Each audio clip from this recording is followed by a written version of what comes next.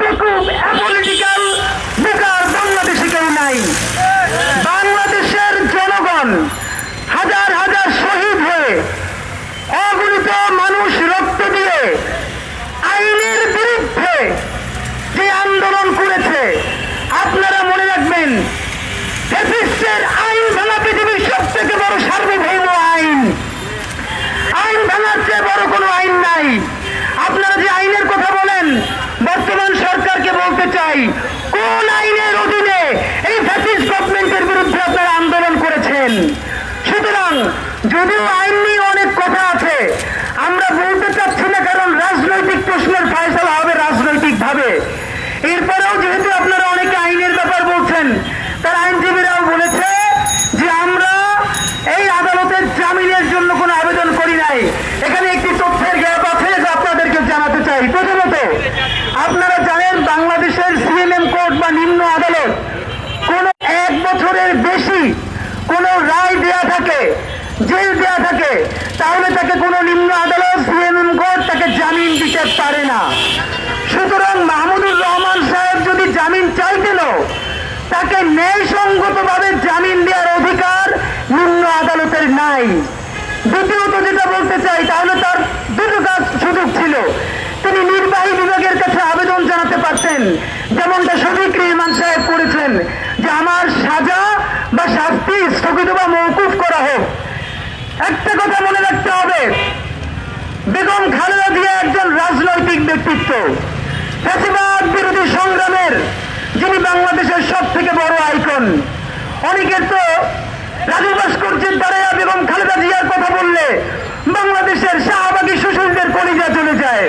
ওই দিন আমরা পার করে এসেছি। বেগম খালেদা জিয়া হচ্ছেন সেই আইকন যিনি অসুস্থ থেকেও সারা বাংলাদেশের কোটি কোটি মানুষের সেই আইকন, যাকে নিয়ে বাংলাদেশের মানুষ আন্দোলনের স্বপ্ন দেখে, শক্তি পায়। খালেদা জিয়ার পরে বাংলাদেশে যদি কোনো একক ব্যক্তি থাকেন, কোন রাজনৈতিক দল নয়, কোন প্রতিষ্ঠান নয়, একা লড়ে গেছেন ফ্যাসিবাদের বিরুদ্ধে, সেই সংগ্রামী বীরের নাম মাহমুদুর রহমান। মুক্তি মুক্তি মুক্তি চাই, মাহমুদুর রহমানের মুক্তি চাই, মুক্তি মুক্তি মুক্তি চাই, মাহমুদুর রহমানের মুক্তি চাই। মাহমুদ ভাইয়ের কিছু হলে চলবে আগুন ঘরে ঘরে, চলবে আগুন ঘরে ঘরে। মাহমুদ ভাইয়ের কিছু হলে, মাহমুদ ভাইয়ের অপর নাম সাহসের সংগ্রাম, সাহসের অপর নাম মাহমুদুর রহমান, মাহমুদুর রহমান, সাহসের অপর নাম। ভাইরা আমার, মাহমুদুর রহমান, আমরা তার সাথে দেখা করেছি। সরকার তাকে দুটি প্রস্তাব দিয়েছিলেন। প্রথম প্রস্তাব তাকে দিয়েছেন যে আপনি নির্বাহী বিভাগের কাছে আবেদন করেন, আমার শাস্তি মওকুফ করা হোক অথবা স্থগিত করা হোক।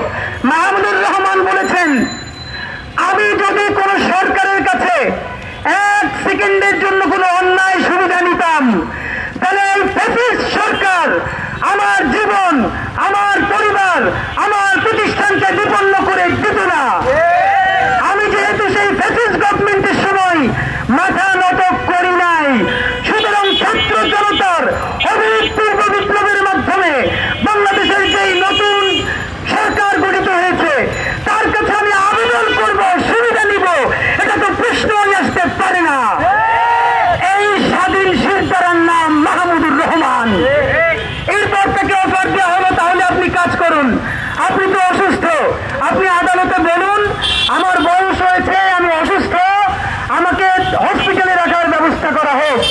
মাহমুদুর রহমান বললেন, আমি এখন 70 ঊর্ধ্ব একজন সিনিয়র সিটিজেন, আমার মা প্রচন্ড অসুস্থতা নিয়ে হসপিটালে আছে এবং তাকে দেখার জন্যই আমি মুহূর্তের মধ্যে বাংলাদেশে এসেছি। আমার প্রচন্ড ডায়াবেটিস, কিন্তু এর মানে এই নয় ফ্যাসিস্ট হাসিনা আমাকে 5 বছর জেল কাটিয়েছে, 6 বছর নির্বাসনে রেখেছে। আমাকে যদি আইনানুগভাবে বের হয়ে আসতে হলে আরো 5 মাসও জেল খাটতে হয়, সেই শক্তি, সাহস এবং সামর্থ্য আল্লাহ আমাকে দিয়েছেন। সুতরাং আমি পিজি হসপিটালে থাকবো না। এই দুটি অফার উনি প্রত্যাখ্যান করেছেন। উনি আবেদন করেছিলেন জামিনের এই শর্তে, বলেছেন যে আমাদেরকে উচ্চতর আদালতে আবেদনের সুযোগ দেওয়া হবে।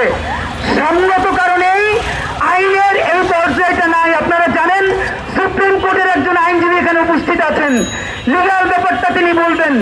এই মানববন্ধনের সর্বশেষে ইনকিলাব মঞ্চের পক্ষ থেকে আমরা আমাদের কর্মসূচি ঘোষণা করব। সাংবাদিক ভাইদেরকে শুধু ব্রিফ করে রাখলাম যে যখন সাংবাদিক নামের দালাল শিবদাস তাবেদাররা নতুন অভ্যুত্থানের পরে সীমান্ত দিয়ে পালিয়ে গেছে, কোটি কোটি টাকা ডিল করে সীমান্ত দিয়ে পালিয়ে গেছে, তখন একজন সাংবাদিক সম্পাদক যিনি বাংলাদেশে বীর বিক্রমে ফিরে এসেছেন, হাজারো হাজারো ছাত্র জনতা একদিনের নোটিশে তাকে বিমানবন্দরে গ্রহণ করেছেন।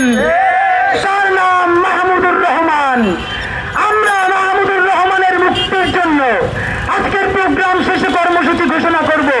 তার আগে আমি অনুরোধ করছি সুপ্রিম কোর্টের আইনজীবী মোহাম্মদ কামারুজ্জামান ভাইকে, এই মনিরুজ্জামান ভাইকে এই মামলা নিয়ে লিগাল ওয়েতে কিছু কথা বলবার জন্য।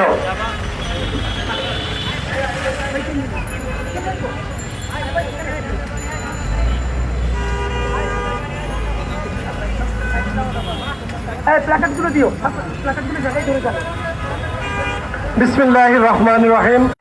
আজকে অত্যন্ত ব্যথিত মর্মাহত একটি শোকতপ্ত অবস্থায় দাঁড়িয়েছি। আমাদের প্রাণপ্রিয় মাহমুদুর রহমান ভাই, যিনি ছিলেন বাংলাদেশের একজন সাহসী এবং অকুতোভয়, যা ছিল এই বাংলাদেশের জাতীয়তাবাদী ধারার অন্যতম প্রবর্তক এবং যিনি